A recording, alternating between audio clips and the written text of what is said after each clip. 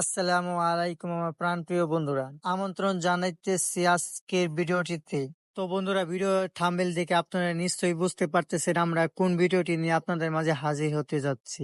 তো আম ভর্তা করার জন্য আমাদের অবশ্যই কাঁচা আমের প্রয়োজন, তাই আমরা একটি গাছ বেছে নিলাম।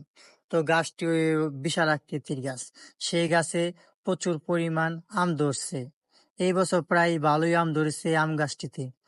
তো তখন আমরা ভেবেচিন্তে এই গাছটিকেই আমরা টার্গেট করলাম। তখন আব্দুল্লাহ ছেলেটি সে এই গাছে উঠে পড়লো, উঠে সে আম পাড়া শুরু করলো।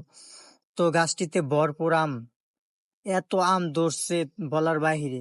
হঠাৎ করে আব্দুল্লাহ আমার দিকে একটি আম ছুঁড়ে মারলো, সেটা আমি ক্যাচ ধরার চেষ্টা করলাম, কিন্তু অবশেষে আমি ক্যাচটি ধরতে পারিনি। তো কিছু করার নেই, আম তো ভর্তা করে আমাদের খেতেই হবে। সেই কারণে আব্দুল্লাহ আম পাড়তেই লাগলো। আমরা নিচে আম টোকাতে লাগলাম। আম টোকাতে টোকাতে প্রচুর পরিমাণ আম আমরা জড়া করে ফেললাম। অবশেষে আমাদের আম পাড়া হয়ে গেল। তো আম পাড়ার পর আব্দুল্লাহ আবার নেমে পড়লো। তখন সে বলল, চলো কলা আনি। পরে সে কলা আনতে গেল, আর সে আবার বলল যাও তেঁতুল আনি। সে আনতে গেল, সবকিছু সে আনতে গেল, একটা বটি আনতে গেল। বটি নিয়ে আসলো, পরে আম নিয়ে আমরা বাটিতে রাখলাম।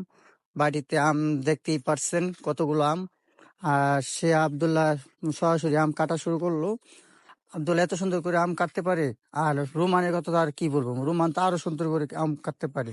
তো সেও আম কাটতেছে, আব্দুল্লাহ আমগুলা ছুলাই দিতেছে। তো আমি মিশিংয়ে কুচি কুচি করে পলা শুরু করলাম। তো আমের কালার দেখেই বুঝতে পারতেছেন এটি কচি আম।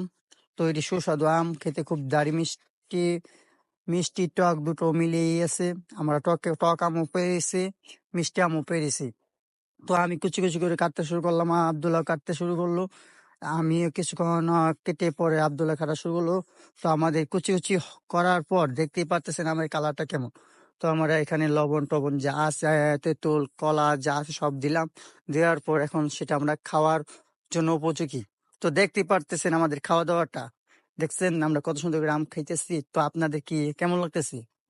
তো অবশ্যই আপনাদের মনে হয় ভালো লাগতেছে। তো এমন করি আপনারা রেগুলার আম ভর্তা করে খাইবেন।